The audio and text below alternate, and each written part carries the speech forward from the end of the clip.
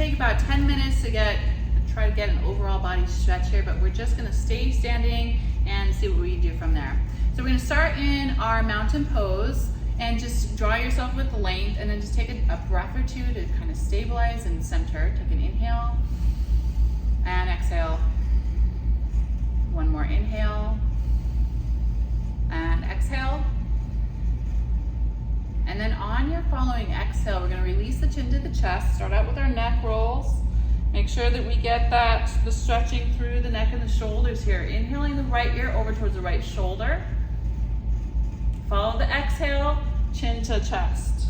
Inhale, left ear to left shoulder. Exhale, chin to chest.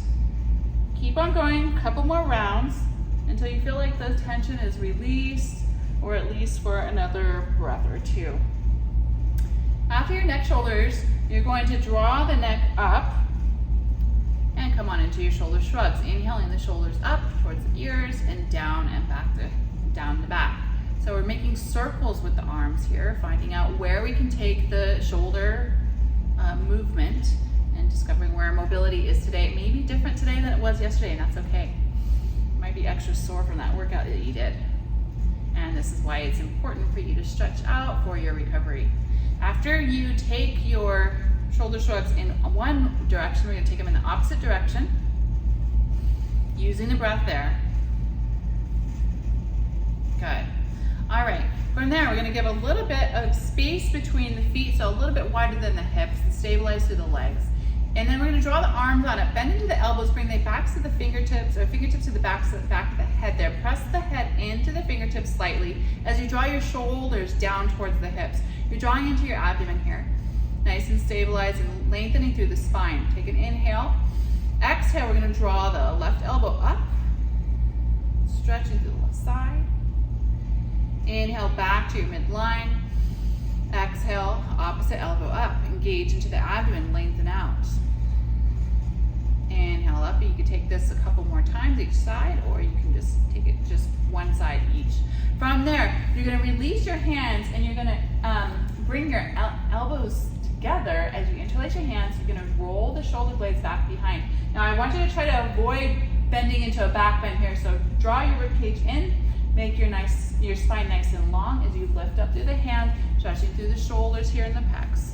Again, stabilizing through the feet, bending into the knees slightly.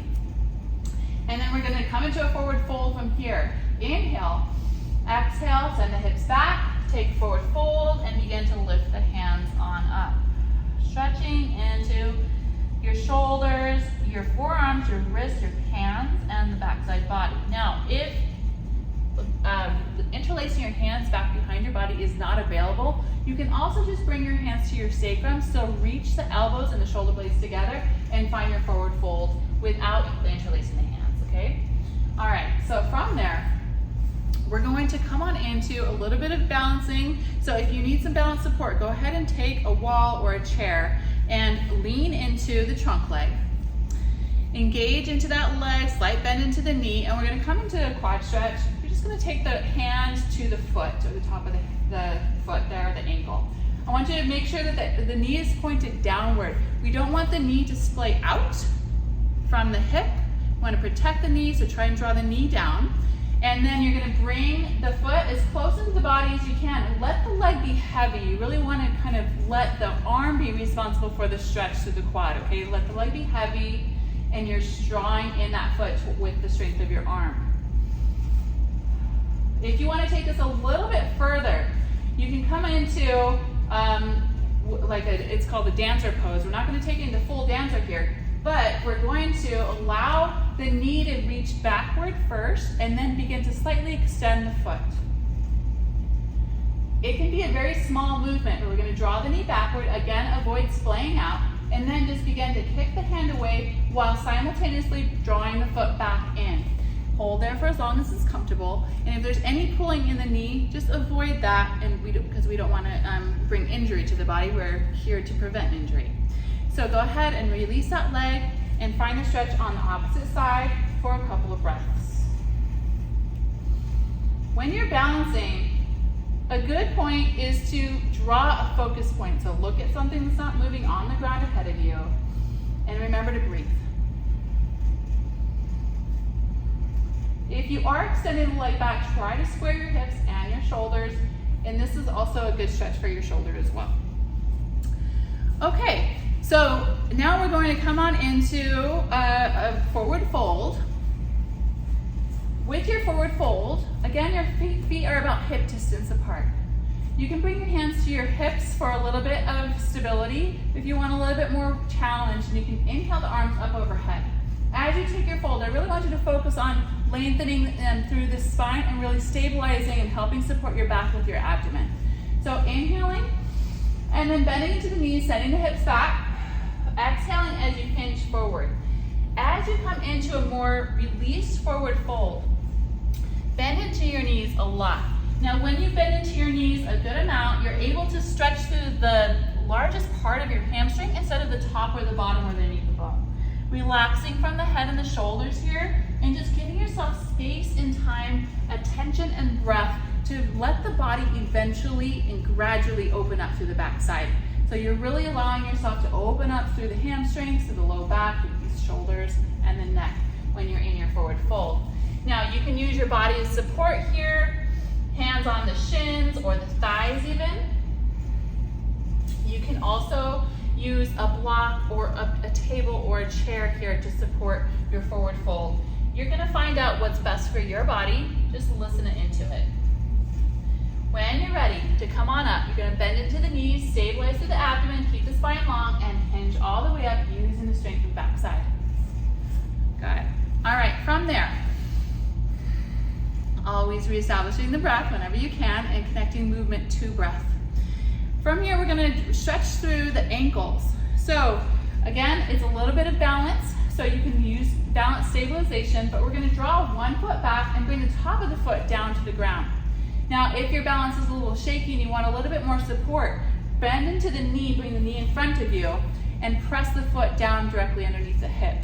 Stretching through the ankle and the top of the foot here, gently applying pressure downward and drawing forward.